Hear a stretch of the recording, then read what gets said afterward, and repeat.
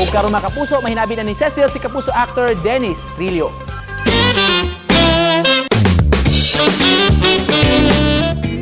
Award-winning actor, recording artist, and one of GMA's most in-demand leading man. Kumustahon ta si Mr. Dennis Trillo. Mayong buntag, Dennis, and welcome to GMA Regional TV Live.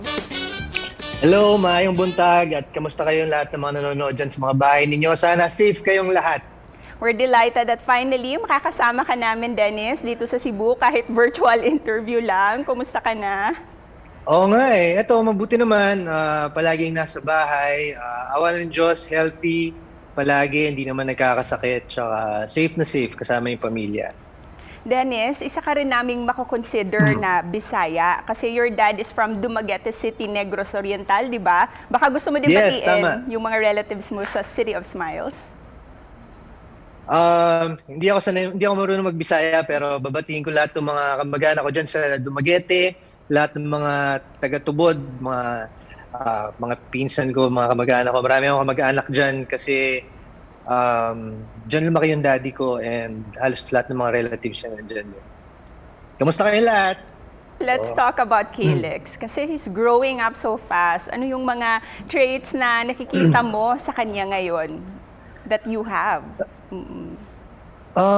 Mahilig siya sa arts.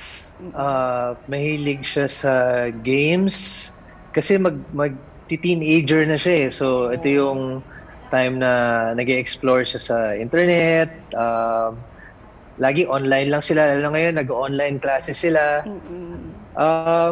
Siguro nakita ko na naman niya sa akin yung, yung hilig sa music tsaka yung sa arts. Yun, nakikita ko sa kanya yan. And you also have a really close relationship sa anak ni Jen, si Jazz. Ano yung mga activities that you enjoy doing nga kasama si Jazz and Calix?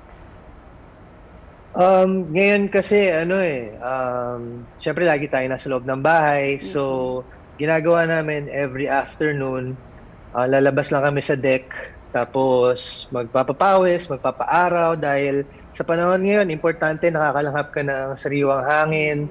Tapos, importante na naaarawan ka, di ba? Vitamin D, importante yon para sa immune system. Tsaka, ayun, naglalakad-lakad kami, nag-jogging, nag-exercise, nag-yoga sa labas, nagme-meditate. So, ganun yung mga ginagawa namin. Pampabata din, kasama Yes, mga bagets. yeah. Ikaw ba, Dennis, as a hands-on dad, ano yung ibibigay mong advice to share sa mga parents natin who are watching right now on how to multitask and balance both work and family life, this new normal? Well, siguro, i-advise ko sa kanila na yung habang maaga pa lang, matuto sila mag-ipon, di ba? Kasi sa panahon ngayon, yun yung pinaka-importante.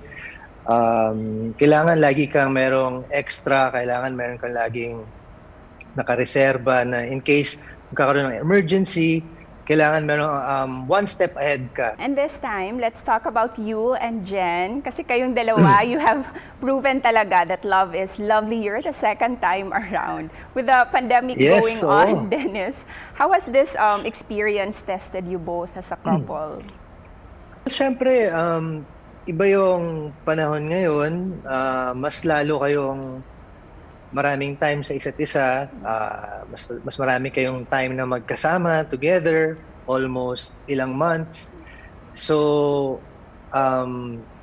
parang isa rin siyang testing parang tinetest kayo para in preparation para dun sa next level, di ba? Mas makikilala mo yung taong kasama mo ng ganong katagal, lahat ng mga ugali niya malalaman mo. So, maganda rin yung experience kasi parang sa buong relationship namin, ito yung time na talagang nagkasama kami ng matagal almost every day na sunod-sunod. And I'm never gonna let you go.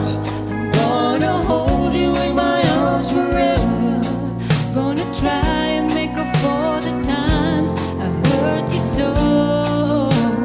And let's talk about your co-love with Jen. Kasi yung concert nyo and your online content din sa YouTube account nyo has been very successful. Ngayong new normal ba? How do you plan to continue co-love with Jen? Well, yung sa YouTube namin, once in a while, nagre-release pa rin kami ng bagong content. Usually, nag-invite kami ng mga guest artist. Since nag-pandemic, gano'n na lang yung mga ginagawa namin.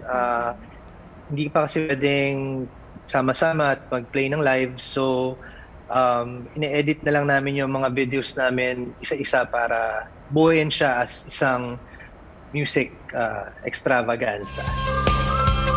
And that was the first part sa ato ang interview with Kapuso leading man Dennis Trillo. Ugmang adlaw mga Kapuso sa reunion ang ikaduhang bahin sa ato ang interview ug mas ilailahon pa nato ang Kapuso leading man. Ug mobalik pa ang GMA Regional TV Live.